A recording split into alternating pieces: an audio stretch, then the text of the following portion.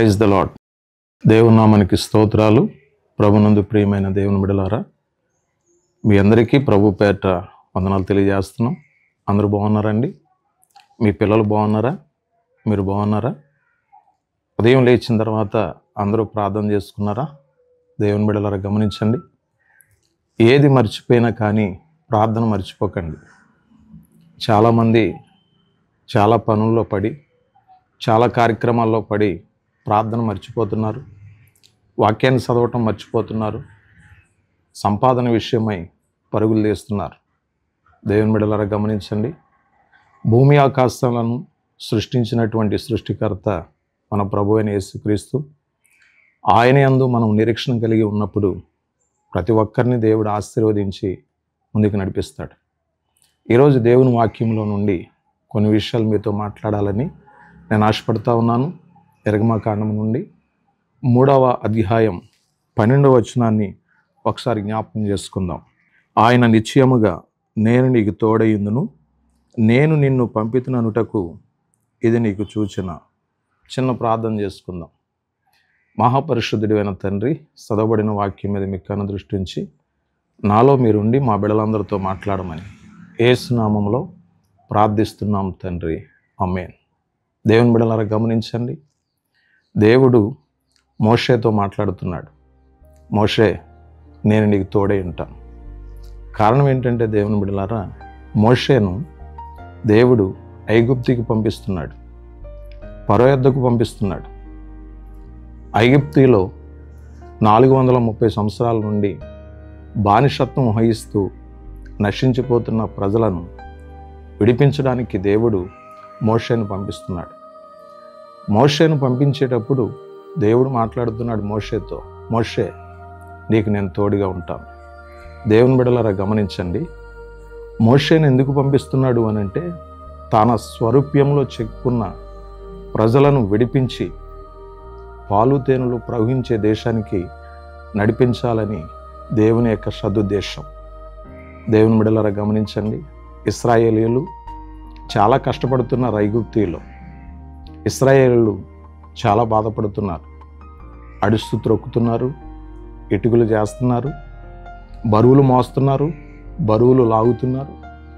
భయంకరమైనటువంటి హింసను ఇశ్రాయేలీయులు అనగా దేవుని బిడ్డలు చాలా బాధపడుతున్నారు. వారు బాధను చూసినటువంటి దేవుడు వారిని విడిపించి పాలు తేనెలు ప్రవహించే విశాలమైన దేశానికి వారిని నడిపించాలని దేవుడు ఇష్టపడుతున్నాడు. దేవుని బిడ్డలారా గమనించండి, మునుపటి కంటే అధికమైన మేలును, మునుపటి కంటే అధికమైన ఆశీర్వాదాన్ని ఇశ్రాయేలీయులకు దేవుడు ఇవ్వాలని ఆశపడుతున్నాడు.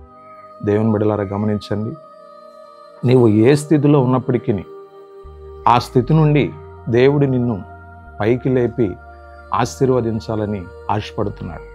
దేవుని వాక్యం చెప్తుంది, పెంట కుప్పల మీద నుండి దీనులను సైతం పైకి లేపువాడు ఆయనే.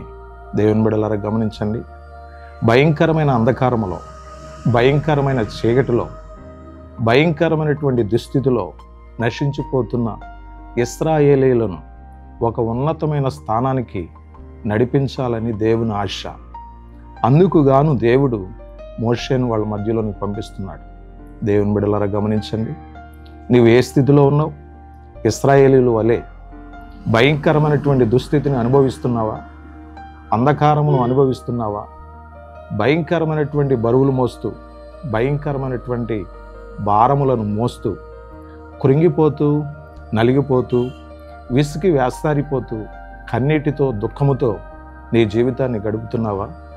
దేవుడు నీకోసమే దేవుని వాక్యం చెప్తా ఉన్నాడు.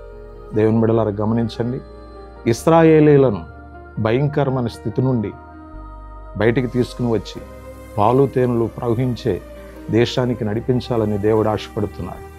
ఈరోజు నువ్వెవరైనా కానీ నిన్ను కూడా ఒక ఉన్నతమైన స్థితిలో ఉంచాలని దేవుని ఉద్దేశం, నిన్ను వర్ధిల్లింప చేయాలని దేవుని ఉద్దేశం, నిన్ను బాగు చేయాలని, నిన్ను ఆశీర్వదించాలని, నిన్ను ఒక ఉన్నతమైన స్థితిలో చూడాలని దేవుని ఆశ. దేవుని బిడ్డలారా గమనించండి, నీ పిల్లల విషయంలో, నీ కుటుంబం విషయంలో నలిగిపోతున్నావా? దేవుడు నీకు తోడే ఉంటాడు. మోషేకు తోడే ఉన్న దేవుడు నీకు కూడా తోడే ఉండి నిన్ను ముందుకు నడిపిస్తాడు. దేవుడి చిన్న మాటలను దీవించినగాక. ఆమేన్. చిన్న ప్రార్థన చేసుకుందాం. మహాపరిశుద్ధుడు అయిన తండ్రి, విన్న వాక్యం ప్రతి హృదయంలో భద్రపరచబడులాగిన సహాయం చేయండి. ప్రతి ఒక్కరిని లేవనెత్తండి, ఆశీర్వదించండి, అభివృద్ధి చేయండి, ఉన్నతమైన స్థితికి నడిపించండి.